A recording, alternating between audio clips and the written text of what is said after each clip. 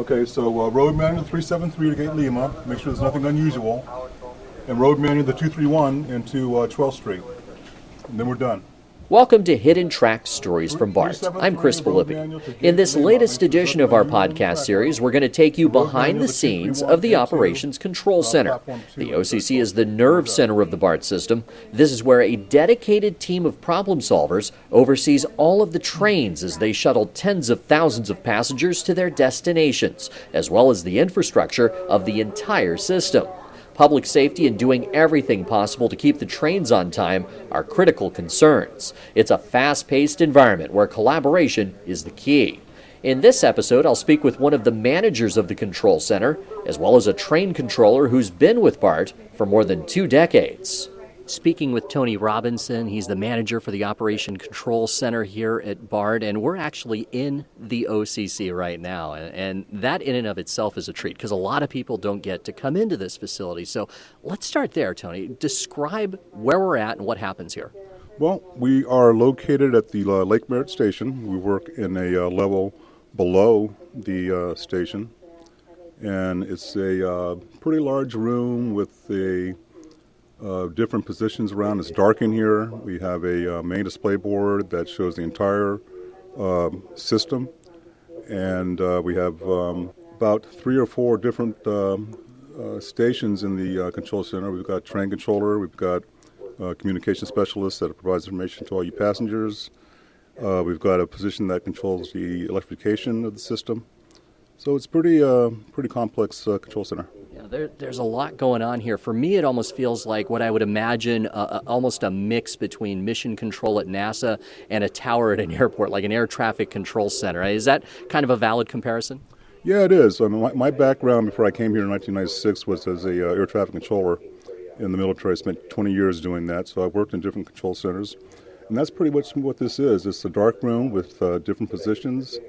And everybody has a responsibility, and when delays occur or emergency occurs, everybody's required to act per the plans. Yeah, so you're monitoring the trains, but you're monitoring a lot more than that as well, is that right? Yeah, my primary job is to monitor the trains. I also need to monitor the other positions, the maintenance supervisor to see what's happening with the trains, the communication specialist, to make sure that they're following any service plans or changes that we're making. Keep an eye on the electrification. So there's a lot of stuff that I'm watching here. Yeah, and one of the things you're watching out for are delays. I mean, nobody likes a delay, but once that happens, you're the guy who comes up with a plan. Talk about how that works. Well, I have to consider the time of day, whether it's commute or non-commute, what direction the commute is flowing. And at some point, I might have to turn some trains back or go around a problem area, crossing from one track to another, which would be the start of single tracking that you guys might hear about. Pretty much develop a new service plan and make sure that everybody's on board, and our communication specialist is giving you guys all the information about what the service plan is and keeping you aware of what the delay is. Yeah, and I would think, just for me looking at it from a lay perspective, that your options would be kind of limited. I mean, the track is where the track is. It's not like being in the air where you have all these options, I would think, of where you could put an airplane. Yeah, that we are limited in that sense. We don't have the altitude change or the direction change that we could use for the trains here. It's pretty much one train behind another. Our opportunity to get around a problem area is a crossover from one track to another. And that's pretty much all we can do. During delays, we don't have that opportunity. We try to keep you aware of the service plan so that you're given the option to maybe seek alternate transportation if the delay is really a major one. I'm speaking with Tony Robinson. He's a manager at the Operation Control Center. And, Tony, one of the things we talk about quite a bit at BART is how the system is aging. A lot of the infrastructure, decades old, the computer system that controls our trains, no exception to that. Can you talk about that, and does that create any special challenges? Well, it does. We are an aging system that requires a lot of upgrading. A lot of maintenance needs to be done on the track.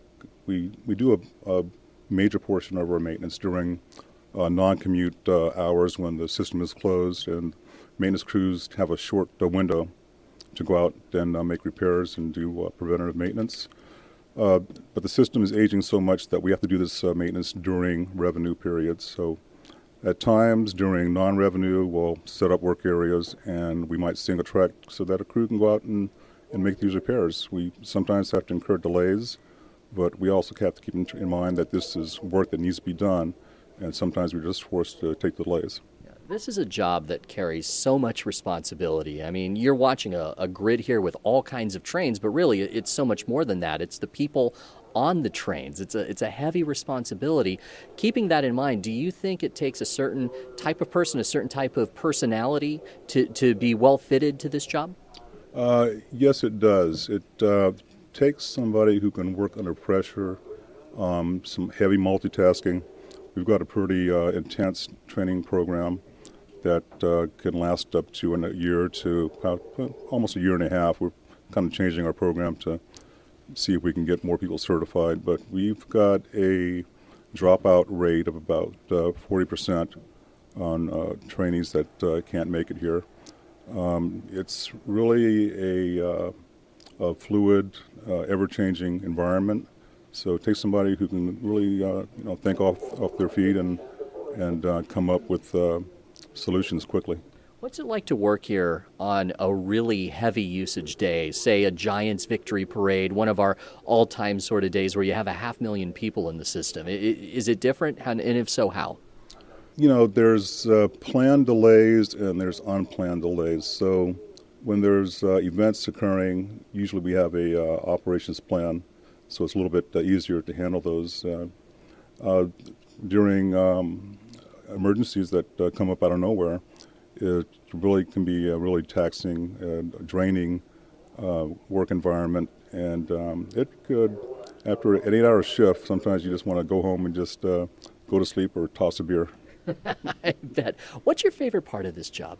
I think my favorite part of the job is that it's ever changing. One day there might be something that goes wrong in a certain area and you handle it one way. The next day something might go wrong in the same area and you handle it in a different way. But I think the most interesting part about this job is the fact that every day you can learn something new.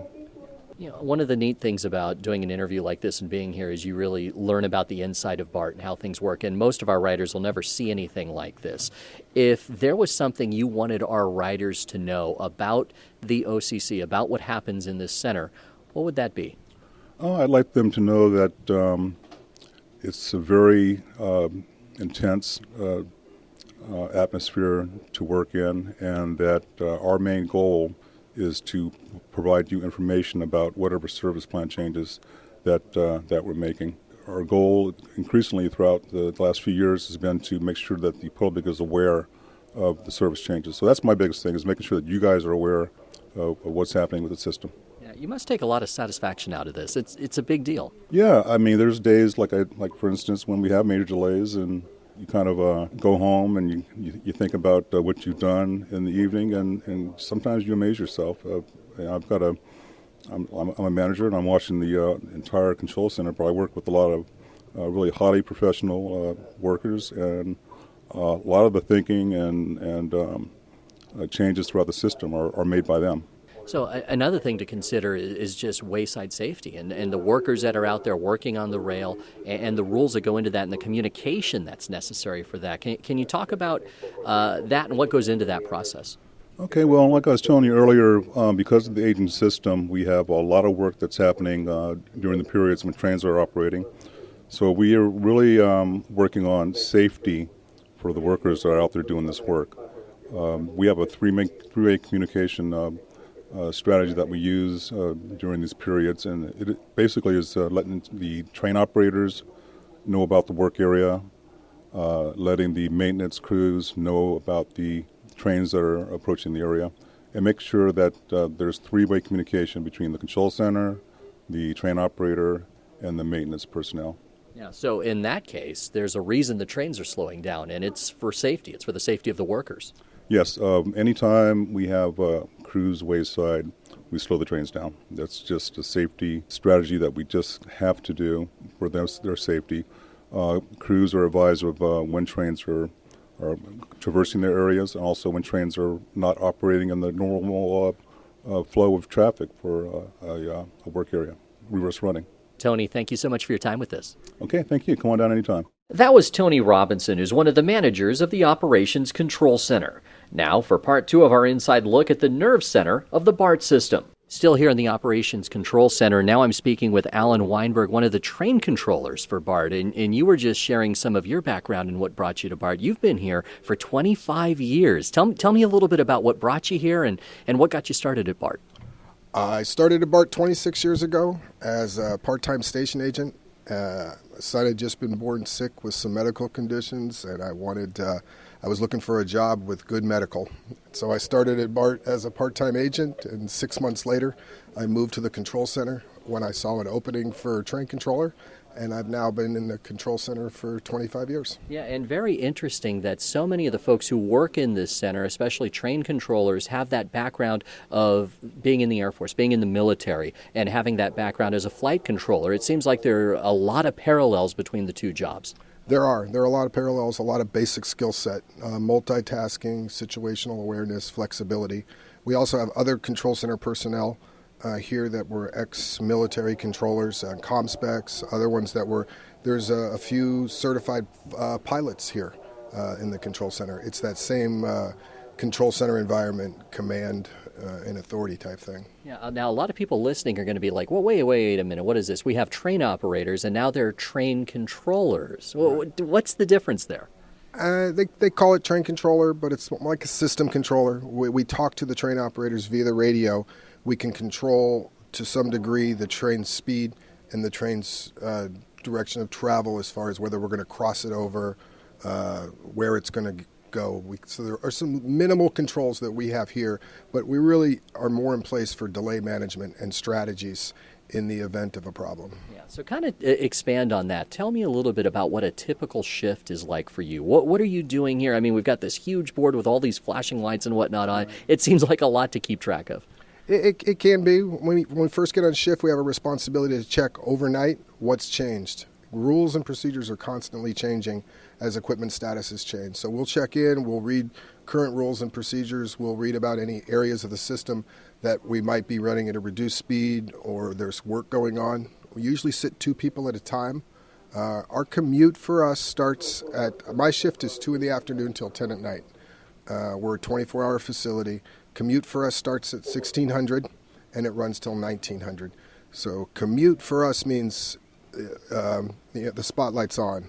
The minutes count. More trains on the track, more people we carry, the better. So we're looking at cars. Each train has a length, a minimum length it's supposed to be. I got 2 hours to start checking train lengths. Make sure if a train's short, add another car to it. It doesn't seem like that big of a deal. It's supposed to be 10, it's only 9. Well, it's a big deal to the 200 people that need to pack onto the same train. So we're constantly looking to build the trains up for commute, and then we're gearing up to make sure in that 2 hours, do we have the personnel in place to do, we manipulate the schedule to provide better service. You'll see trains running that are only going as far as 24th Street. So some people, they're going, hey, this train's only going to 24th Street. Why isn't that going to Daly City or the airport? Well, the ability to turn that train at 24th Street means I've got it back down at Embarcadero 25 to 40 minutes before if I go to the end of the line. So we look at the number of passengers that train carries past 24th Street. Again, you're going to find a philosophy that used in most of our decisions down here, and it's the needs of the many. 80% of the time, you might not realize it because you happen to be in the many category. The decisions I'm making to turn trains back are benefiting you. You don't know it. There are times when you're, the needs of the many outweigh the few. There are times when you're on a train that's being turned back and you're being forced to get off the train. The best we can do is to give you the knowledge of when the next train is. But we're also, everything funnels into the city. So if you're at a train that's getting taken out of service at Lake Merritt, West Oakland, MacArthur, we have to weigh the odds of what's the problem that train's currently impacting, and is it worth it to take the train through the tube into the city where, due to the age of the system, we don't have as many options if it has a problem. So we're going to take the train out just because if it does develop a problem, everything funnels into San Francisco. Our ability to correct the problem and come up with strategies is so limited that we minimize your exposure by putting trains that aren't running as well as they should be or have a problem into the loop in that area. I'm speaking with Alan Weinberg, one of the train controllers here in the Operations Control Center, and it would seem like this could be a real pressure cooker. You were just talking about some of the decisions that need to be made. You're worried about scheduling, you're worried about passenger safety, and you have to make decisions in a hurry, it would seem like. You definitely do have to make decisions in a hurry. You make the best decision that you can at the time, and then you continue to develop the decision as you go. You look at, okay, I've made this decision, I'm doing it, but there's also peripheral impact or collateral damage to other passengers. So you look at, how can I minimize that collateral damage? I can move an extra train in that direction to pick them up. You make your decision, you go with it, it's the best decision at the time, and you stay flexible with it. And like the manager said, one day you might learn, oh, there's a better way to do that. Those of us that have been here many years, we we walk around with a, so to say, portfolio that's a few, five drawer file cabinet, and we can easily grab portfolios that we've seen and used in the past to implement strategies. And so that's why sometimes things aren't going as fast for a passenger's use, because you have to understand we're training new people. I've 25 years for me, 20 years for a lot of people, and many of us are ready to go. So sometimes things aren't happening as fast as you might want, because we're taking the ability to start to train the new train controllers. They're going to be in the chair for the next 20 years. If I made all the decisions, do this, they're not getting the knowledge that they need. So sometimes things aren't happening as fast as you might want, but it's the exposure we're constantly looking to the future, and looking to the future also means training and getting our people down here, up to speed so they can make the decisions too. What would you say is the most challenging aspect of your job? You can't make everybody happy. Everybody, again, for me, it goes back to the needs. Most of my decisions are based on the needs of the many. But every day you just have to feel like, early on I told myself, every day I'm going to go home, just feel like I made a difference, whether how small or how big. And the thing is, you have to realize first and foremost that you have the ability to make a difference. Everybody does here. No matter how small, I can make a difference. And I remember one day a friend of a neighbor's told me, "Oh my God, I was at my train got taken out of service at Concord. I was going to Bay Point, and if you're late to pick up your kid at daycare, sometimes it's $1 a minute." And she says, and all of a sudden, out of nowhere, this train came out of Concord Yard. They put it in service at Concord, and I was on time. And then I was thinking, oh my God, it was a train was taken out of service while I was working. It was a replacement train I brought out of the yard. 99% of the time, those trains just run out of service to Bay Point. But this one day, I said, well, just stop at Concord. And I didn't realize that one decision impacted her immensely. She didn't have to wait. So it was just every day, just feel like, try to make a difference. Whether in whatever little decision you make, you can make a difference with someone. And try to put the passenger's point of view. Where are they being impacted? How can I minimize that? Through knowledge, through manipulation of a train, by getting an extra TO. So just every day, just try to make a little difference. Drive home saying, did you make a difference? Some days it's big, some days it's little, but every day you can make a difference. A lot of times there are things going on that are just, they develop and they kind of take a life of their own. And I'm thinking specifically of some of the protests that we've seen recently where BART ridership has just skyrocketed, especially some of the recent weekends we've really seen that. Talk about what that means for your position and what kind of challenges that can present when all of a sudden there's an influx of riders, and sometimes it's not even expected. Right. For the most part down here, it's embraced. It's a challenge, and we're all of the personality where we enjoy challenges. So whether it's a playoff game or the parades that you talked about earlier, so it's a challenge and it's a puzzle for us. What can we do? How can we manipulate the system to put the most number of cars through the impacted stations? So, and through a sense of synergy, we all get along, we all strategize, we all come up with good plans. I might have a piece of the puzzle, another coworker has another piece, and you have to manipulate it and think outside the box. And we're fortunate enough to have a manager and ACTOs that encourage us, whether you've been here a year or 25 years, that there is no bad ideas and that we need to think outside the box. There's that's the other thing for me. I've never stopped feeling like I knew everything. I'm always learning. There's new students that have only been here a year, 2 years, that have taught me things and showed me to look at how to look at something from another angle. And the more angles we can look at a problem, the more solutions we can provide for the passengers. So one of the questions I always like to ask about the folks who work at BART is, for the rider, they're in their own world, they're on the train, they're looking to commute or whatever. They don't necessarily know about what goes on behind the scenes. If there was something that you wanted the BART riders to know about what happens in here and what you do, what would it be? I think for the most part, if I'm doing my job well, you probably don't have that many concerns or issues. But there are times when the decisions I make are going to impact you directly. And just because you're being delayed or you're being forced off of a train, don't think that translates to we don't care. Again, it's back to the needs of the many outweigh the few. So it's never that we don't care or we don't understand what the passengers are going through. We do, and sometimes turning back a train is because we're mitigating the possible delay to greater passengers, or we're looking at possible your safety. So everybody in here cares. They wouldn't be in here doing what we do, and it's a shame that we couldn't find a way somehow to bring some more passengers down here to watch us, because it is a synergy, and everything we do is geared towards customer service, passenger on time, and safe delivery of those passengers. And it's about caring. And everybody down here does care, Train Controller Alan Weinberg, thank you so much for your time with us. Pleasure. Thank you. And thank you for listening to Hidden Tracks Stories from BART. If you like what you hear, please subscribe. You can find us on SoundCloud, iTunes, Google Play, Stitcher, and at our official podcast page at bart.gov/podcasts.